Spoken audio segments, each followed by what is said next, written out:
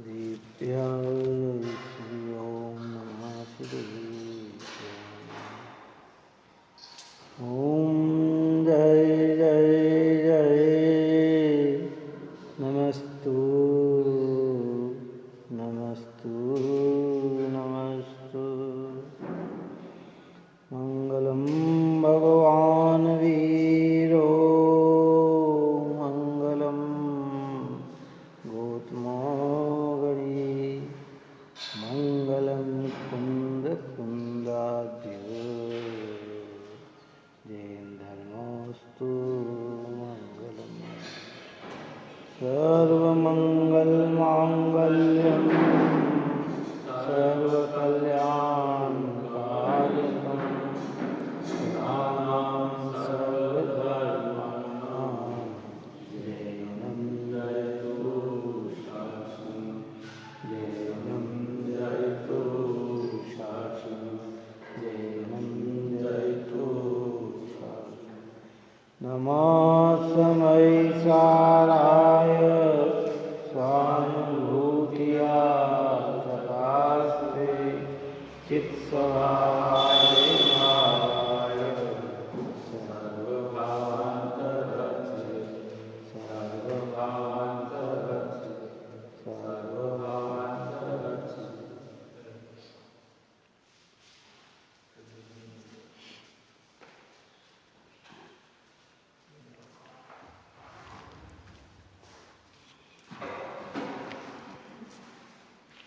निर्जरा विकार प्रारंभिक गाथा में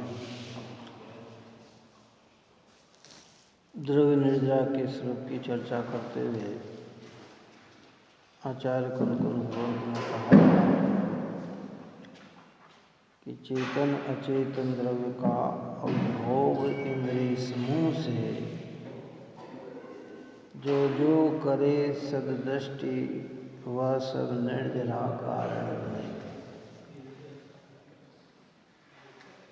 सम्यक दृष्टि धर्मात्मा पुरुष ज्ञानी पुरुष शुद्धात्म तत्व को लगने वाला पुरुष कि जितने भी चेतन और अचेतन के उपभोग इंद्रियों के द्वारा होते हैं उसके वह सब निर्जरा के कारण होते हैं। अर्थात पूर्व में बंधे हुए कर्म सब झड़ते हैं, नए कर्मों का आना रुक जाता है। निर्जरा कब होती है कि जब पुराने कर्म आके रुक जाए,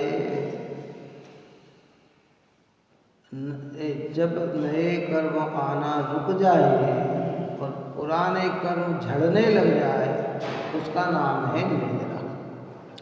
तो संवर प्रकट तो हो गया, तो संवर होने से क्या हुआ कि मिथ्यात्व और अनंतानुबंधी का कर्म तो उसके आता नहीं है और पूर्व में जो कर्म का बंधन बंधा हुआ था वो सारा कर्म बंधन क्या होता है, झड़ने लग जाता है। तो कहते ज्ञानी के वे भी निर्जरा के कारण हैं। देखिए भावार्थ कहते हैं, टीका की चर्चा अपन ने कल की थी। गंभीर बात है, भोगों की मुक्तता से प्रेरणा नहीं दी जा रही है।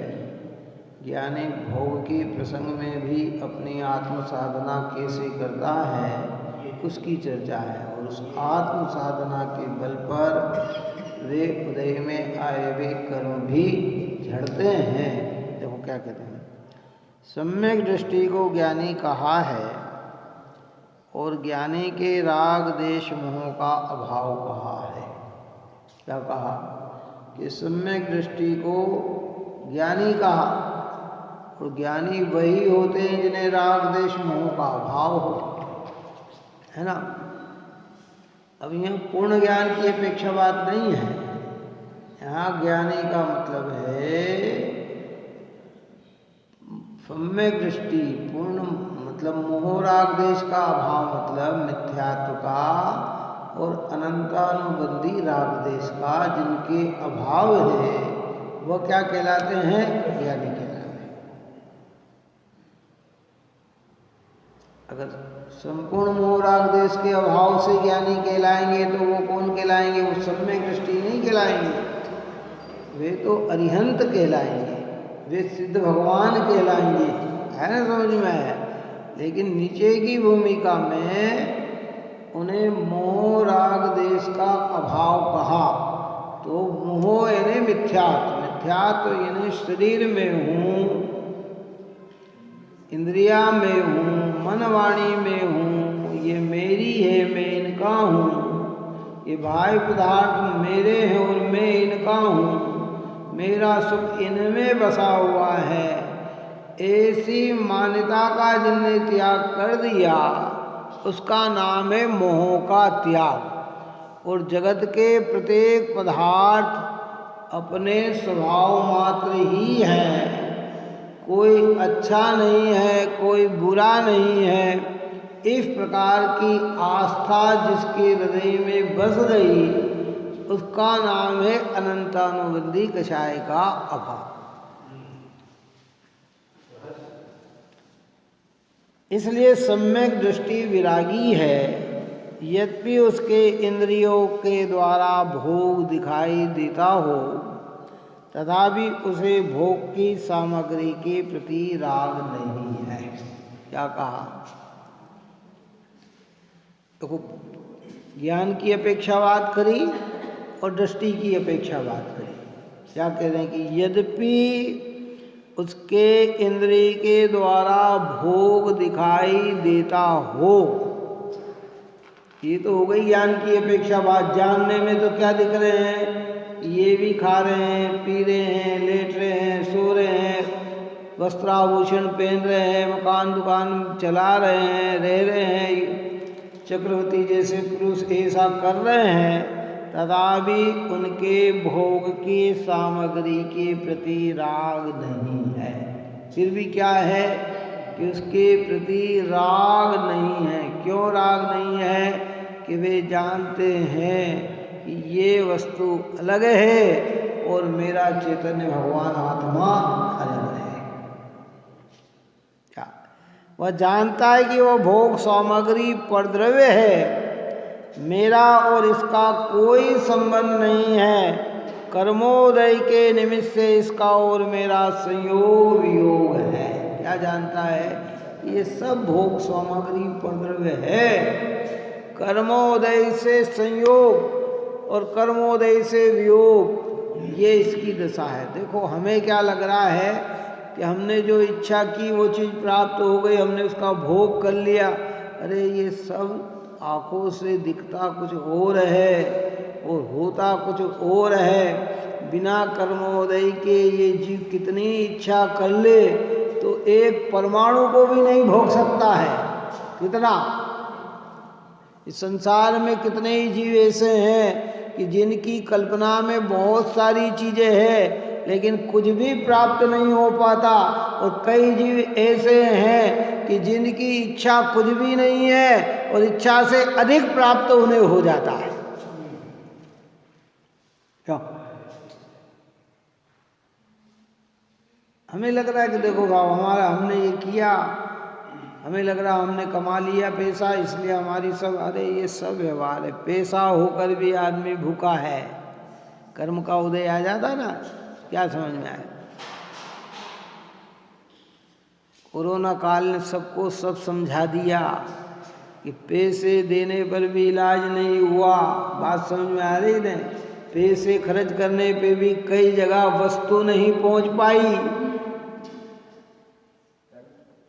घर से बाहर तक निकलने नहीं दिया है। और कई व्यक्ति के ऐसे पुण्य का उदय के जहाँ आस नहीं करी थी वो चीज उन्हें मिल गई। अच्छे जने रहने वाले जंगल में समय बिता दिया और जंगल में रहने वाले अच्छी जगह समय व्यतीत हो गया। इसलिए सब कर्माधीन वृत्तियां है। ज्ञानी ने ऐसा जानते हुए इनके प्रति राग नहीं रखता। राग का मतलब ये मेरी है और मैं इनका हूं। शब्दों में बहुत सरलता से आती बात, लेकिन ये प्रैक्टिकल में ये बात जो समदृष्टि होता वो ओरिजिनल ऐसे कार्य होते हैं उन्हें। वो जानता है कि मेरा तो चैतन्य के अलावा कुछ भी नहीं है, जितना संयोग है वो कर्म के अधीन है, समय पाकर वह नियम से बदलेगा बदलेगा बदलेगा। इसलिए आने पर लाभ नहीं और जाने पर खेद नहीं, दुख नहीं। क्या कहते हैं, वह जानता है कि वह भोग सामग्री परद्रव्य है, मेरा और इसका कोई संबंध नहीं है। कर्मोदय के निमित्त से इनका और मेरा संयोग वियोग है। अनंत राय जी ने अपने भजन में लिखा ना कि मैं ती हूँ जगती हूँ काल अकेला, पर संयोग भया भव मेला, थी पूरी कर खिर खिर जाए, हमको हर्ष शोक कछु नाही। या कि मैं तीहूँ जग तीहूँ काल अकेला, तीहूँ जग, तीन जगह ने तीन लोक में, ऊर्ध्वलोक में, मध्यलोक में, अधोलोक में, और तीन काल, भूत में भी, वर्तमान में भी, भविष्य में भी मैं तो अकेला ही हूँ। पर संयोग भया भव मेला, हूं तो कैसा अकेला, लेकिन कर्मोदय के संयोग में मेला लग गया। क्या पुराने समय में मेले लगते थे, आज भी लगते हैं कहीं कहीं गांव में, कहीं कहीं जगह। तो वहाँ जिस जगह मेला लगता है वो जगह होती है, उस जगह के अंदर अनेक अनेक दिशा से दुकानदार आकर अपनी दुकान लगाते हैं। कहाँ लगाते हैं? और अनेक दिशा से लोग देखने आते हैं। वो सब अलग अलग जगह से आए और अलग अलग जगह चले जाएंगे, रहेंगे सब कैसे? अकेले के अकेले। बात आ रही तुम्हें? तो कहते मैं तीहूँ जगती हूँ काल अकेला, है ना? ये सारा मेला लग गया। और मेले में क्या होता है कि कुछ आते हैं कुछ जाते हैं। होता ना, सिंहस्थ का मेला लगे तो कितने लोग आते हैं? 1 करोड़ 2 करोड़। 2 दिन के लिए कोई आता है, फिर चले जाता, फिर दूसरा आ जाता, फिर चले जाते, फिर कोई 1 ही करोड़ प्रतिदिन थोड़ी देते हैं। बात समझ में आए? वो आते हैं और जाते हैं। ऐसे हमारे यहाँ भी क्या है कि ये सब संयोग है। इसलिए ज्ञानी कहते कि थी पूरी कर खिर खिर जाई, स्थिति पूरी होकर सारे संयोग वियोग को प्राप्त होंगे। इसलिए मुझे चैतन्य स्वभाव का अवलंबन लेकर आने वाले में हर्ष नहीं करना और जाने वाले में दुख नहीं करना, क्योंकि संसार की रीत तो ऐसी है। व्यक्ति की ही नहीं, धन रुपया पैसे संबंध में भी आते हुए खुशी नहीं मनाना और न आए और चला जाए तो दुखी नहीं होना, क्योंकि इसका काम तो आना और जाना है। भोग अच्छे मिल जाए वो भी कर्म के अधीन, न मिले वो भी कर्म के अधीन, और तेरा स्वरूप तो इससे भिन्न है।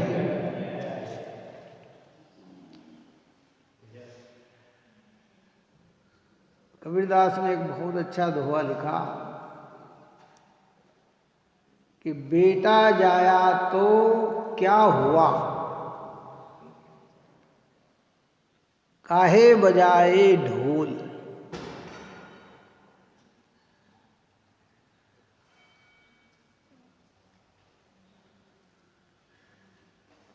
क्या मतलब? माँ को कहा है कि भैया तूने बेटे को जन्म दिया तो क्या हो गया, क्यों तू थाली और ढोल बजाता है? ये कीड़ी की नाल है, एक आवत एक जाए। क्या कह रहे, जो कीड़ी होती है ना, कीड़िया, वो उसकी जहाँ दर होता है उसमें से कई बाहर निकलती है और कई अंदर घुसती है, आती जाती रहती है। ये तो संयोग कैसे हैं, आते और जाते रहते हैं। हम संयोगों को परमानेंट मानते हैं। देखो, शिक्षा नहीं ले पाते हैं। जीवन में कितनी घटनाएं ऐसी घटती है कि हमने जिन जिन में अपनापन माना वो सब हमको छोड़ के चले गए, या आगे छोड़ के चले जाएंगे, या है, लेकिन हम फिर भी अपनी मूर्छा बुद्धि नहीं त्यागते हैं। क्या बात आ रही, समझ में नहीं आ रही? कई संयोग हमें छूट गए। क्यों? माँ बाप का संयोग छूट गए, बेटे के संयोग छूट गए, भाई के संयोग छूट गए, हैं, कईयों की पत्नी के संयोग छूट गए, पति के संयोग छूट गए, हैं, मित्रों के संयोग छूट गए। लेकिन हमें ऐसा लगता है कि फिर भी ये सब अपने हैं। कई मकान के संयोग छूट गए, क्षेत्र बदल दिए, मकान बदल दिए, जिसमें अपनापन माना था वो छूट गया है। लेकिन फिर भी आज हम जिसे रहते, फिर भी हमें लग रहा है अरे भैया ये कर्म के अधीन है, कब ये छूट जाए कोई कहा नहीं जा सकता। इस जीवन में, इसी जीवन में कितने संयोग छूटे हैं और आगे भी छूट जाएंगे। फिर भी हमारी आस्था एक ऐसी बनी हुई है। क्यों? आप और हमने अपने जीवन में कितने मकान बदल दिए, लोकल में ही बदल दिए। वहाँ गए, वहाँ गए, वहाँ आए, यहाँ आए, हैं? क्यों नहीं हुए हैं? तो किसके अधीन है ये? हमें लग रहा है सब हम कर रहे हैं। और ज्ञानी ऐसे कर्माधीन व्यक्ति को जानकर उसमें अपनापन क्यों जोड़े, उसके प्रति राग क्यों करे? इसलिए कहते हैं ज्ञानी के भोग और उपभोग दिखते हुए भी वे बन के हेतु नहीं होते हैं, क्योंकि वो जानता है कि ये सारे परद्रव्य हैं और मेरे चेतन आत्मा से भिन्न है।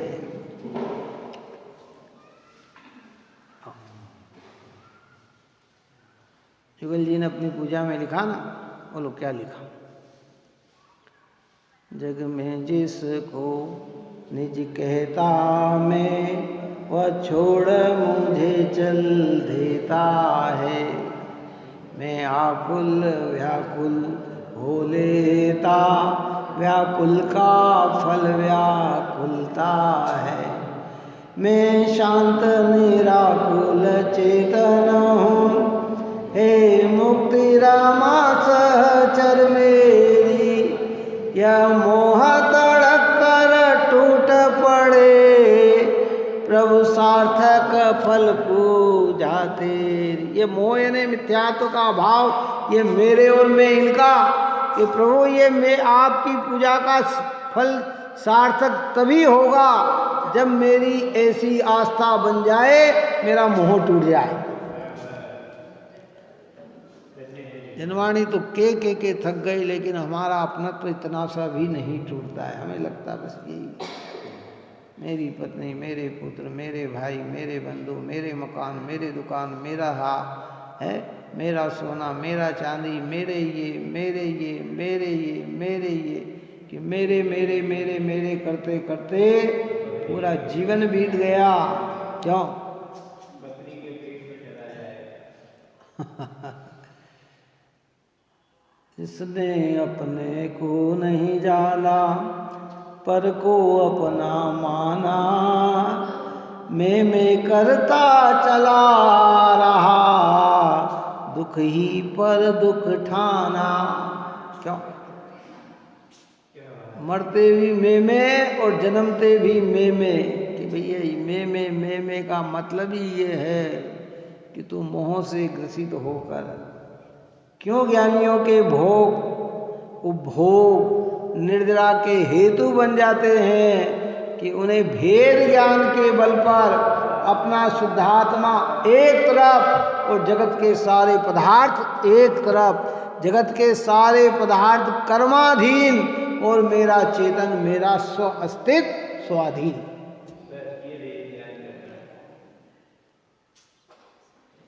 इतना सा है, खाली बस दृष्टि यूं पलटना है, बस सीधी सी बात। दृश्य नहीं पलटना, दृष्टि पलटना है।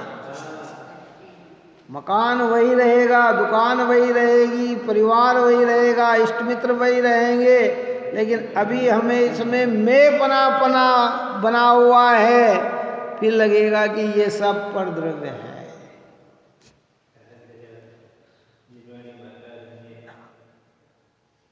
जितनी महिमा गाओ गाओ। अद्भुत मार्ग मिल गया है जिनेंद्र भगवान का, पवित्र मार्ग। इसलिए थी पूरी कर खीर खीर जाई, हमको हर्ष शोक कछु नाही। भीतर से ऐसा हृदय बनाना कि आने पर मुझ में कुछ बढ़ता नहीं, और जाने पर मेरे अंदर से कुछ घटता नहीं। कर्म का योग जिसका जितने समय है वह रहेगा। हम तो आप और हम बहुत अच्छे क्षेत्र में बैठे हैं भैया। कर्म की दशा अभी जहाँ पहले भी कहा था कि जहाँ रूस और यूक्रेन का युद्ध चल रहा, 10 महीने हो गए। कितने? 2 लाख सैनिक मारे गए हैं अभी तक। कितने सैनिक मर गए, और कितनी ही बिल्डिंगें ध्वस्त हो गई। और अभी तो कई जगह लाइट नहीं मिल रही, पानी नहीं मिल रहा, और जिनके पास अरबों खरबों के वैभव हैं, लाखों के वैभव हैं, वे भी तरस रहे हैं। दिख रहा है हमें कि ये कर्म, हम तो लग रहा कि नहीं मैं ही तो कर रहा हूँ। सुबह मैंने पहले भी कहा था, अरे साहब समय 11 बज गई, भोजन बिल्कुल तैयार सामने पड़ा हुआ है। अरे हमारे सो गए 10 बजे, रात को नींद आ गई, अच्छी 2 रजाई ओढ़ ली, नींद आ गई। ये सब हमारी कर्म की उदय अवस्था है। जिस दिन कर्म का तीव्र उदय आएगा तो आंखों में नींद चाहते हुए भी नींद नहीं आएगी। सुनाई बात? हम सोना चाहेंगे और सो नहीं पाएंगे, हम खाना चाहेंगे और खाने को मिल नहीं पाएगा, हम बोलना चाहेंगे और बोलने के लिए एक व्यक्ति नहीं मिलेगा, हम प्रेम करना चाहेंगे और कोई प्रेम के लिए हमें नहीं मिलेगा। ये कर्माधीन वृत्तियां ऐसी इस प्रकार की होती है।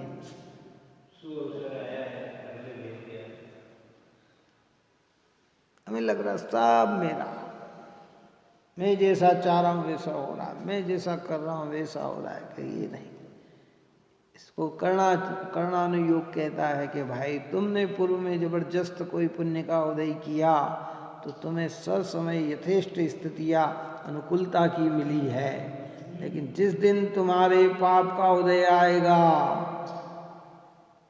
स्थितियाँ सारी चेंजेबल हो जाएगी।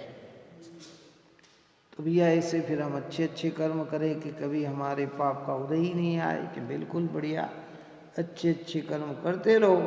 और अच्छे कर्म भी कब तक करेगा, कब तक करेगा? मिथ्यात्व का नाश न हो तो अच्छे कर्म की भी एक मर्यादा है। इसके बाद तो ऑटोमेटिक तेरे को गंदे कर्म में पटक देगा ये। क्यों? रस पर्याय में रहने का उत्कृष्ट काल समय तो 2000 सागर ही है, और 2000 सागर में भी 2 इंद्री से पंचेंद्री तक है, और पंचेंद्री में रहने का समय तो बहुत छोटा है। अगर तूने इस पंचेंद्री के जीवन में आत्मा का, परमात्मा का विश्वास न किया, विचार न किया और आत्मा की लगन न लगाई तो तू ऐसी जगह जाके गिरेगा कि जहां तुझे फिर ऊपर आने के लिए जरूरत भी नहीं, कोई अवसर ही नहीं मिलेगा। कौन देखता है? नहीं है? सोचो, विचार करें। कितने जीव इच्छा करते हैं और कितने जीवों की इच्छा की पूर्ति होती है? चलो बताओ, कितने हैं? दशमलव में आते हैं जिनकी इच्छा पूरी होती है। दशमलव में भी दशमलव लगाओ। मनुष्य जीवन में भी कितने हैं भाई। भारत की 130 करोड़ अगर जनसंख्या है तो यथा समय सब प्रकार की अनुकूलता में रहने वाले तो 5-10 करोड़ ही होंगे। कितने होंगे? बाकी तो सब हम कह रहे हैं अब ठंड है, अब हम तो सुबह इससे पहले नहीं उठेंगे, रात में घर से बाहर नहीं निकलेंगे। कि तुम सोच लो और पुण्य का उदय हो तो ऐसा हो भी जाए। लेकिन अनेक लोग रात में इस ठंड में भी अपना कार्य कर रहे हैं। तो नहीं कर रहे हैं? किनकी आजीविका के साधन रात की ड्यूटी, रात की तो उनको रात में भी अपना काम करना है। कोई को सुबह जल्दी उठना है तो वो भी काम अपना करना है। तो वृत्तियाँ काई की है? कर्माधीन है कि स्वाधीन है? और कर्माधीन है तो कर्म आत्मा के से भिन्न है कि आत्मामय है? तो ज्ञानी ऐसे इनको अपने से भिन्न जानता हुआ इनके प्रति राग द्वेष मोह नहीं करता है। तो उस ज्ञानी के वो कर्म का उदय आया था, वो खीर गया। तो कहते हैं ज्ञानी के उपभोग भी निर्जरा के हेतु होते हैं। और हमारे सारे भोग क्या होते हैं? हम त्याग करें तो भोग की भावना से, हम छोड़े तो भोग की भावना से। ऐसे है ना? कैसे जीव के परिणाम, एक एक जीव के अगर परिणाम की ओर देखें ना, उनकी श्रद्धा और उसका आतत का किसका किस्सा आ रहा, टीवी पे कल बताया था कि उसने उसको मारा तो कह के बहुत अच्छा मैंने इसको मार डाला, क्योंकि यहाँ इसको मारा ना तो जन्नत में मुझे 72 हुरे मिलेगी, परी मिलेगी। कितनी मिलेगी? हाँ, क्या कह रहा है वो कि यहाँ मैंने मारा तो जन्नत में कितने मिलेंगे? 72 परी हुर मिलेगी मेरे को। क्या आदमी की मानसिकता! ऐसे आतंकवादी होते ना, वो उनको कहते हैं कि यहाँ हमने अगर आतंक फैलाया और मर गए आत्मघाती तो उनको ये दिखाया जाए कि तुम्हें जन्नत मिलेगी और जन्नत में इससे जाकर अनंत सुख मिलेगा। कि तुम जन्नत जाओगे कि जहन्नुम में जाओगे अपने कौन जानता है।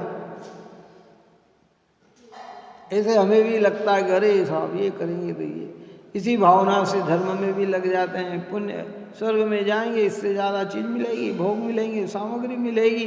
कि तुम्हारी दृष्टि तो फिर भी भोग के प्रति रही ना, तो तुम्हें बंधन ही होगा, निर्जरा नहीं होगी। निर्जरा होने होती है जो निरासक्त भाव रखता है, जिसे अपने चैतन्य के अलावा और कुछ भी दूसरी चीज नहीं चाहिए। अपने परिणामों की निर्मलता चाहिए, अपने परिणामों में विकृतियों का अभाव चाहिए। ऐसे परिणाम से जीव आगे की ओर बढ़ जाता है। इसलिए जग में जिसको निज कहता मैं, वह छोड़ मुझे चल देता है। मैं आकुल व्याकुल हो लेता। युगल जी ने कैसे कैसे शब्द की रचना की कि मैं आकुल और व्याकुल। आकुल यानी इच्छित, व्याकुल यानी दुखी। हमारे अंदर जितनी भी इच्छा होती है ना, दुख को लेकर आती है। इच्छा है वो आकुलता, और वो उसके अंदर दुखी होना, इच्छा की पूर्ति में व्याकुलता होना, संयोग मिलने की आकुलता। पहले जैसे ना आज हमें इंदौर जाना, उनसे मिलना है, तो पहले तो उसकी आकुलता है, आकुल हो गए। साधन जो है व्याकुल हो रहे हैं। यहाँ कहते हैं व्याकुल का फल व्याकुलता है। दुख का फल कभी सुख नहीं हो सकता। दुख का बीज बोए तो फल कैसा आएगा? आप और हम दुखी होकर कार्य करें तो फल कैसा आएगा? तो दुखी आएगा। इसलिए यहाँ कहना चाहते हैं कि भाई ये कर्मोदय के निमित्त से इसका और मेरा संयोग योग है। जब तक उसे चारित्र मोहों का उदय आकर पीड़ा करता है और स्वयं बलीन होने से पीड़ा को सहन नहीं कर सकता, तब तक जैसे रोगी रोग की पीड़ा को सहन नहीं कर सकता तब उसका औषधि इत्यादि द्वारा उपचार करता है, इसी प्रकार भोग सामग्री के द्वारा विषय रोग उपचार करता हुआ दिखाई देता है। किंतु जैसे रोगी रोग को या औषधि को अच्छा नहीं मानता, उसी प्रकार सम्यक दृष्टि चारित्र मोह के उदय को या भोग सामग्री को अच्छा नहीं मानता। दृष्टांत देकर समझाते हैं कि भाई है चाहते नहीं है फिर भी रोग आ जाए, औषधि चाहते नहीं है लेकिन लेना पड़े तो ना तो रोग को अच्छा मानते ना औषधि को अच्छा मानते। किसको क्यों लेना पड़ रहे हैं कि अभी हमारे में इतना बल नहीं है कि उसको सहजता से सहन कर लें, इसलिए उसका उपचार करते हुए तो दिखता है लेकिन उसमें कहीं भी सुखत्व बुद्धि, इष्टपने की बुद्धि उसकी होती नहीं है। इसलिए ज्ञानियों के भोग और उपभोग के निमित्त भी निर्जरा का ही कारण बन जाता है। और हमें क्या लगता है? हमें सुख लगता है।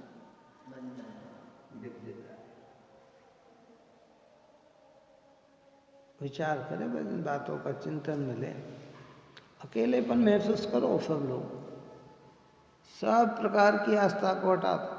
लोग कहते हैं ना हमें ध्यान करना, ध्यान का, अरे सबको दृष्टि में लेके ध्यान करे तो ध्यान होगा कहाँ, और एक को दृष्टि में लेगा तो ध्यान हुए बिना रहेगा कहाँ?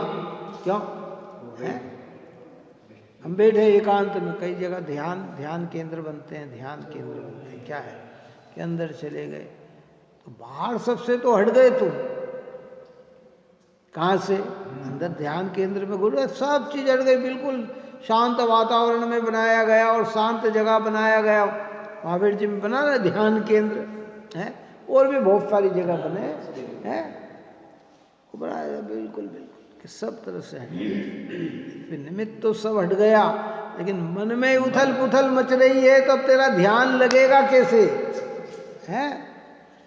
और जब मन में तू अपने को एक माने और एक ही अनुभव करे तो ध्यान हुए बिना कैसे नहीं होगा? हुए बिना रहता नहीं, ये ध्यान हो जाता है।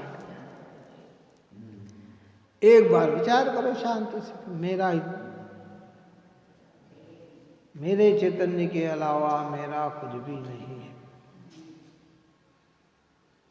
है ना? नमोकार मंत्र की माला फेरते हैं ना, माला फेरते हैं, नमोकार मंत्र की माला फेरना चालू करें तो जो माला के ऊपर 3 हम गार्ड बनाते हैं, कहाँ बनाते हैं? पहले सबसे पहले उस पर हाथ जाता है, उस पर लक्ष्य बनता है, सम्यक दर्शन प्राप्त हो, सम्यक ज्ञान प्राप्त हो, सम्यक चारित्र प्राप्त हो। क्या लक्ष्य बना? है ना? प्राप्त हो। तो अब कुछ नहीं, दूसरी चीज नहीं चाहिए। चाहिए क्या हमें? सम्यक दर्शन, सम्यक ज्ञान और सम्यक चारित्र। उसको लक्ष्य बनाकर फिर नमोकार मंत्र बोलना प्राप्त करता है। और जब पूर्ण हो जाती तो फिर वहाँ हाथ जाता है, कहाँ जाता है? सम्यक, यानी भावना उसके पीछे एक इकाई की, रत्नत्रय की प्राप्ति की। इसे ध्यान में एक शुद्ध चैतन्य ज्ञान में आत्मा हूँ, उस ज्ञान में आत्मा को लक्ष्य में ले तो तेरा ध्यान सफल हो जाता है और तू अनेक चीज को अपने मन में बिठाकर बैठा हुआ है तो तू कहीं भी बैठे, एकांत में भी बैठेगा तो भी ध्यान होने वाला नहीं है।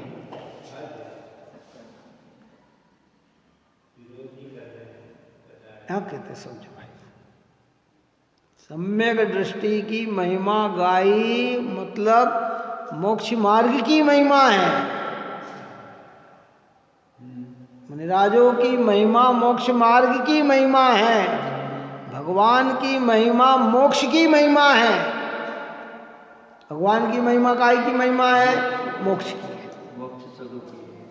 निर्ग्रंथों की महिमा मोक्ष मार्ग की महिमा है, सम्यक दृष्टि की महिमा मोक्ष मार्ग की महिमा है, व्यक्ति की महिमा नहीं है, उस मार्ग की महिमा है, उस रत्नत्रय की महिमा है।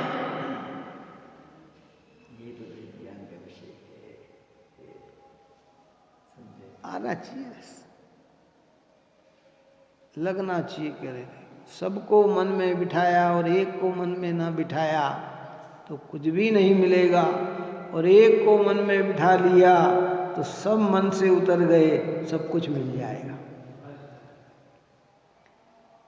जिसको हमारे यहाँ कहा कि एक साधे सब सधे, सब साधे सब जाए, तूरा दो मुख बाजता घने तमाचा खाए।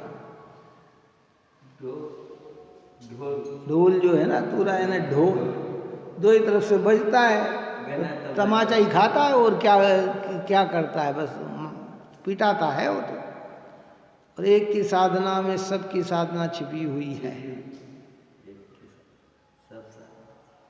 भोग की मुख्यता नहीं है, सम्यक दर्शन की मुख्यता है। ज्ञानी के भोग उपभोग, चक्रवर्ती जैसे कल कहा था, इंद्र जैसे, अपन ने क्या दृष्टांत दिया है ना हमारे चक्रवर्ती, हाँ कई बार चक्रवर्ती की संपदा और इंद्र शरीर के भोग, काग बीट सम गिनत है, सम्यक दृष्टि लोग। जो ज्ञानी धर्मात्मा पुरुष होते हैं, ओरिजिनल सम्यक दृष्टि होते हैं, उनको चक्रवर्ती का वैभव मिल जाए या इंद्र जैसे भोग मिल जाए तो भी समझते हैं कि काग की बीट के समान, अर्थात इसमें मेरा सच्चा सुख नहीं है, ये मुझे निराकुल बनाने वाले नहीं है, ये सब विनाशी चीज हैं और मैं अविनाशी चीज हूँ। इसलिए अविनाशी का लक्ष्य लेकर विनाशता को दृष्टि से हटा देते हैं, वे सुख को प्राप्त हो जाते हैं। हमें सब लगता है हम घूम फिर कर क्या करें, एक ही जगह, यानी घूम फिर कर आत्मा में आकर रुकते हैं। हम इधर उधर की बात करके भी वापस जड़ में ही घुस जाते हैं।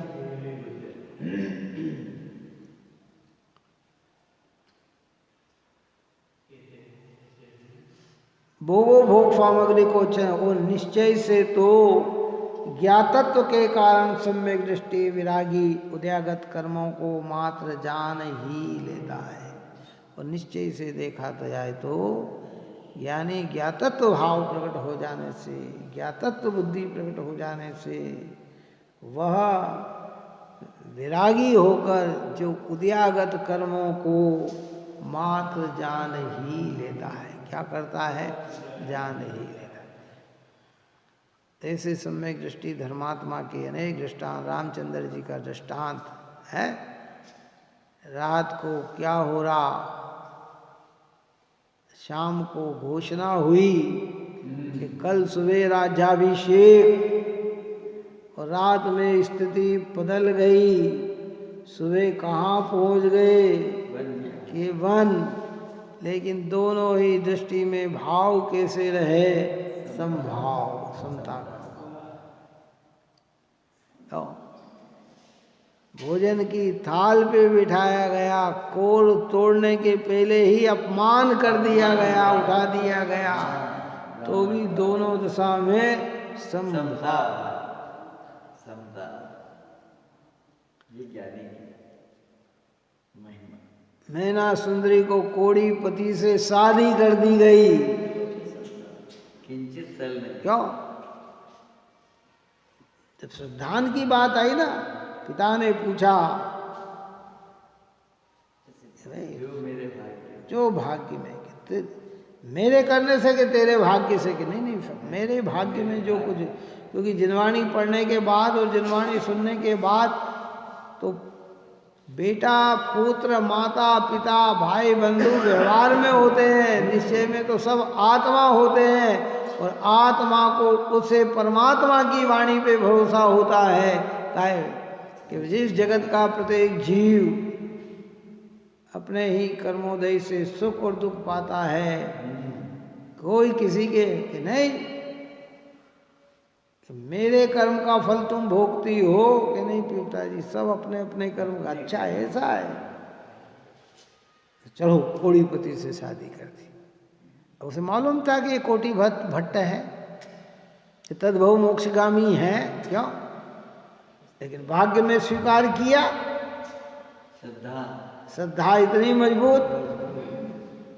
आज की व्यवस्था क्या?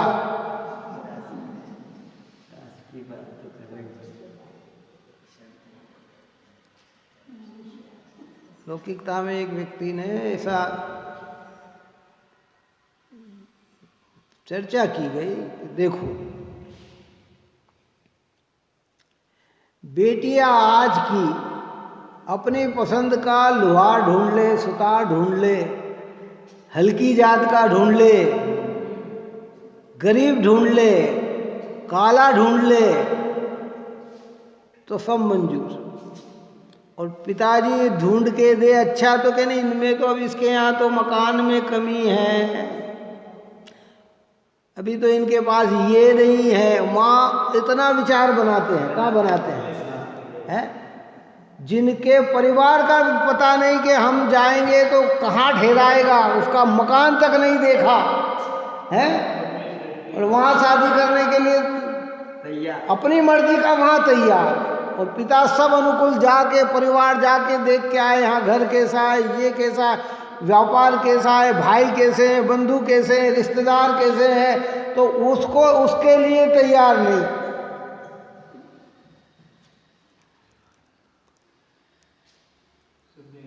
लेकिन मीना सुंदरी ने तो सहज स्वीकार कर लिया, कोई बात नहीं, क्योंकि मेरे उसे अपने भाग्य पे भरोसा था कि मेरे भाग्य में जो लिखा है वही होगा, इससे ज़्यादा कुछ नहीं हो सकता। अगर मेरे भाग्य में कोटीपति लिखा है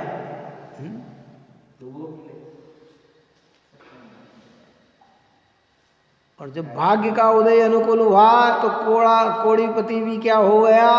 सुंदर हो गया, कोटि भट्ट हो गया है। हमें इतना विश्वास, हमें न तो रोग के प्रति विश्वास, न संयोग के प्रति विश्वास है, और कदाचित विश्वास करते हुए साधन जुटाए भी, परंतु विश्वास तो मजबूत रखे ना।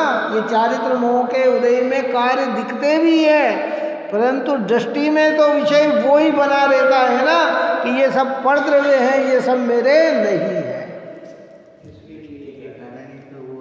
हमें जरा जरा सी कमियों में ढेर ढेर ढेर ढेर सारे सब अनुकूलता देखकर माता पिता शादी करे, और वहाँ जाने पर थोड़ी सी भी प्रतिकूलता हो तो माता पिता को दोष दे, कैसा ढूंढ दिया मेरे लिए है।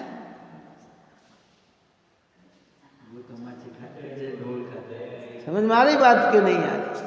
और स्वयं कितनी ही तकलीफ में हो, वो कहते हैं ना कि अपनी गलती से अगर अपना नुकसान हो जाए तो किसको कहे। अभी महिला है ना, अगर घर में कोई चीज़ बनाती है और अगर मान लो बिगड़ जाए तो फिर वो किसी को नहीं कहती, वो कहती हाँ ठीक है साहब, अच्छी बनी है।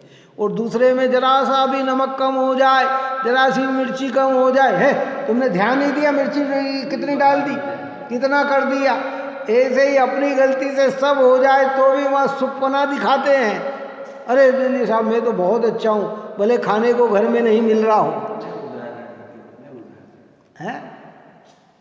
और माता पिता के जरा से हो जाए, और पुराने समय में ऐसे जन्म से संस्कार दिए जाते थे, ये धार्मिक संस्कार मिल जाते थे कि विपदा भी आती तो कभी माता पिता पे दोष नहीं देते, घर वालों पे दोष नहीं देते। अंजना ने किसको दोष दिया बोलो? अंजना का जीवन चरित्र अगर हम पढ़ते हैं ना, गर्भवती अंजना को वहाँ से निकाल दिया गया, ससुराल में आई, पता लगा कि अकेली आ रही, कोई साथी नहीं है, तो घर में प्रवेश नहीं करने दिया और बाहर से ही कह दिया कि तुम हमारे घर में भी नहीं है।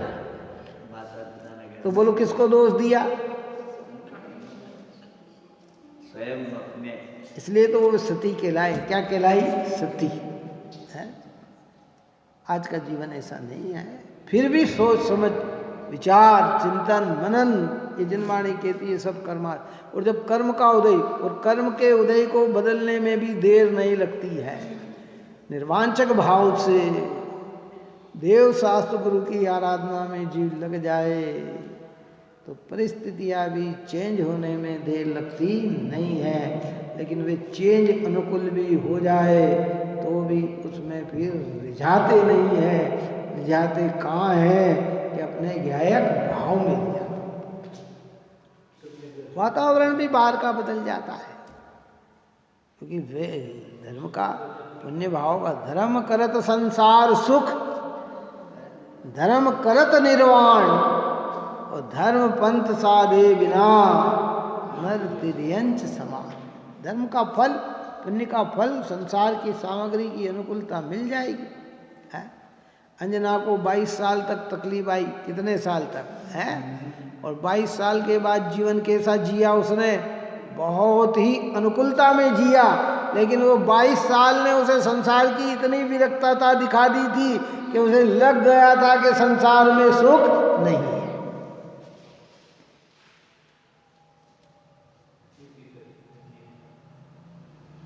12 साल की प्रतिकूलता आई मीना सुंदरी को, और 12 साल के बाद सब अनुकूल। पर वो 12 साल की प्रतिकूलता ने ये समझा दिया कि ये संसार में अनुकूलता भी सुख का कारण नहीं है। और हम इतने बार नरक निगोद घूम के आ गए, जिनवाणी कह रही, फिर भी हमको कोई असर नहीं पड़ रहा है। हमें तो ये लग रहा है कि जो चीज़ मिली है ना, वो परमानेंट, अब कभी भी मेरे से बिछड़ेगी नहीं। ये अक्षत चीज मिल गई, इस शरीर मेरे से कभी छूटेगा नहीं, परिवार मेरे से छूटेगा नहीं, इष्ट मित्र मुझसे छूटेंगे नहीं, ये भोग सामग्री मुझसे कभी छूटेगी नहीं। कि भाई पता नहीं लगता है। आज भारत की जेल में कई ऐसे लोग बैठे हैं कि जिनने जीवन एयर कंडीशन में बिताया और भोग रहे हैं आज वहाँ। दुष्कर्म करे तो मिलेगी ऐसी सजा। तो आत्मा को न पहचानेगा और राग द्वेष करेगा तो दुष्कर्म ही है ना। तो संसार में ही तो जेल है।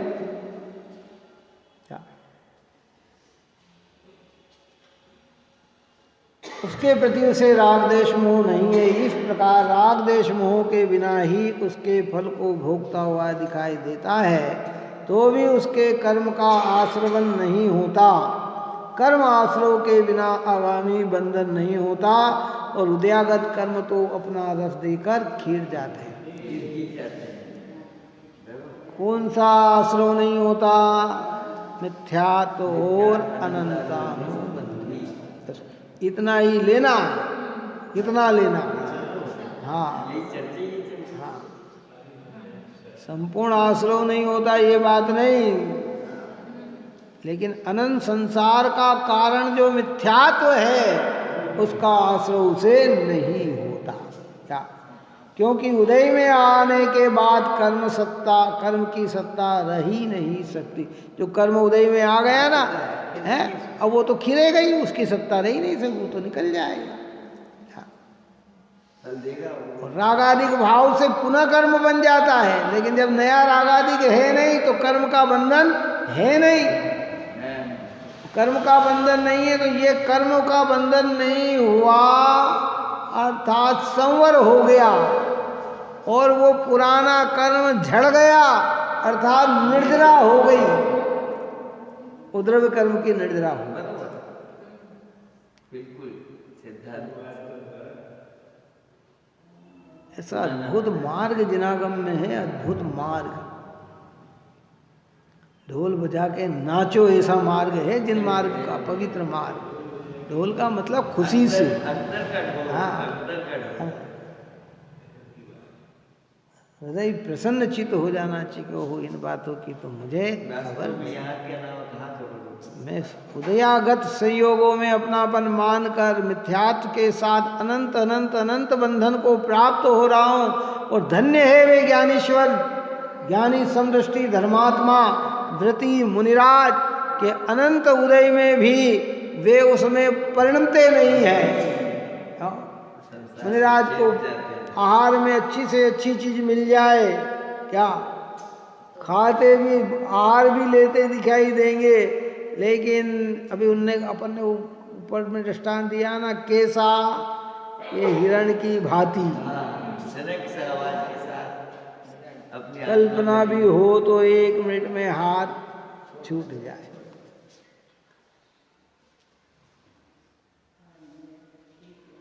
हम डंडे भी खाएं तो नहीं छोड़ना चाहें। कबूतर की बात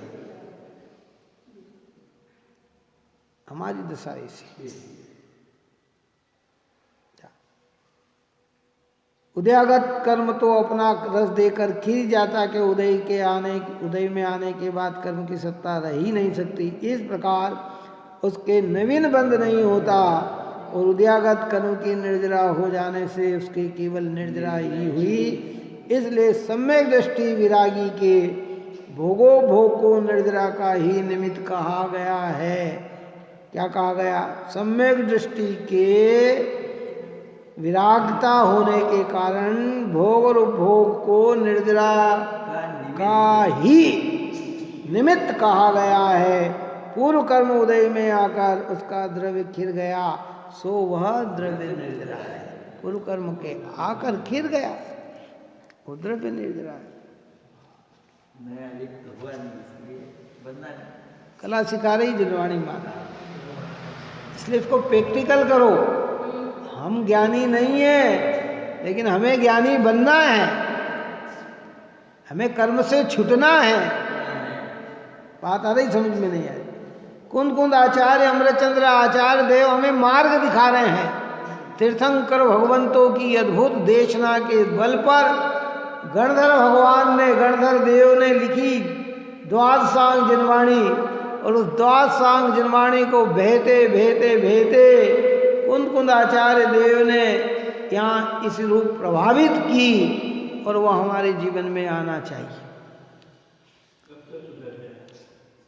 उन्होंने कहा ना जिनवाणी की स्तुति में बोलते, वीर हिमाचल तेनिकसी गुरु गौतम के मुख कुंड धरी है, मोह महाचल भेद चली जग की जड़ता तब दूर करी है। क्या मतलब?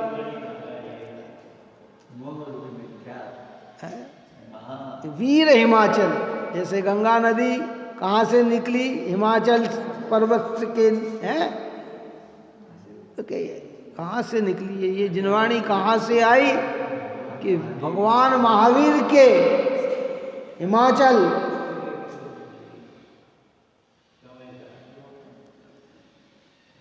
गुरु गौतम के मुख कुंड धरी है। वो वाणी भगवान की वाणी गौतम गणधर देव ने झेली, उनने अपने में धारण की। कैसी है वाणी? कि मोह महाचल भेद चली,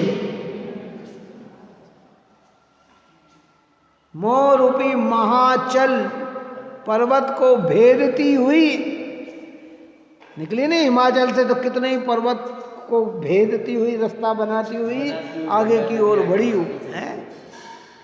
मोह महाचल भेद चली जग की जड़ आताप दूर करी है। जड़ की जड़ता तब दूर करी। जितना दुख है ना जड़ पदार्थ, ये इस आताप को दूर करती हुई चली आ रही। कर्माधीन वृत्तियों को आत्मा की नहीं मानना, आत्मा की वृत्ति को ही आत्मा की मानना, तो जड़ के लक्ष्य से उत्पन्न होने वाला दुख भी क्या होता है? दूर हो जाता है। ज्ञान पयो निधि माही रली भव भंग तरंग निसो उछरी है। जिनवाणी माता ज्ञान प्रयोग काय में भे रही है। जिनवाणी ज्ञान में भे रही है, उसमें बहुत तरंग, नदी में तरंगे उछलती है ना, इसमें नयों की तरंगे उछल रही है। ज्ञान पयो निधि माही रली बहु भंग तरंग निसो उछरी है। और ता सूची शारद गंग नदी प्रति मैं अंजलि कर शीश धरी है। ऐसे पवित्र जिनवाणी माता पर सूची यानी पवित्रता, ता सूची है शारद गंग नदी पर, शारद यानी जिनवाणी माँ ऐसी गंग, ऐसी जिसमें गंगा बह रही ज्ञान की, कि मैं अंजलि कर शीश में धारण की है। ऐसी पवित्र जिनवाणी माँ है भाई। ये हमारे आगे के मार्ग को बनाने वाली है। इसलिए भेद ज्ञान करें, भोगाशक्त की दृष्टि न बनाकर ज्ञायक आत्मा की दृष्टि। काय की? ज्ञानी के भोग दिखाकर भोग में प्रवेश नहीं कराया। भोग में सुख नहीं ज्ञानी को लगता और ज्ञान में सुख लगता है, तो भोग की दृष्टि हटाकर ज्ञान में ले जाना चाहते हैं। वो हमने कल कही था कि बुगला परख न जानिए। बुगला जो है वो परख नहीं जानता और हंसा परख जानता है, इसलिए वो मोती को चुन लेता है, और बुगला परख नहीं जानता है इसलिए वो सामान्य चीज खाता है। ऐसे ही जिनवाणी में हमें तत्व का अभ्यास नहीं, तो हम भोग को पकड़ लेते हैं, और ज्ञानी को तत्व का अभ्यास है तो भोग में रहकर भी ज्ञान को पकड़ते हैं कि सारभूत चीज तो क्या है, मेरा ज्ञान है। इस प्रकार की चर्चा यहाँ की। आने वाली गाथा में भाव निर्जरा का स्वरूप कहेंगे। या भाव निर्जरा क्या, ये चर्चा अपन ने काहे की करी? द्रव्य निर्जरा। द्रव्य निर्जरा का मतलब कर्मों का झड़ना, और भाव निर्जरा का मतलब है विकारी भावों का झड़ना और निर्विकारी भावों का उत्पन्न होना। इसकी चर्चा अपन आगे करेंगे। आप और सभी जीव ऐसे पवित्र जिनेंद्र भगवान, जिनवाणी माता, निर्ग्रंथ मुनिराज हमारे हृदय के सिरमौर बने रहें, और ये तत्व ज्ञान का अभ्यास हमारे जीवन में प्रकट हो। इस पवित्र कार्य में लगे, यही मंगल भावना है।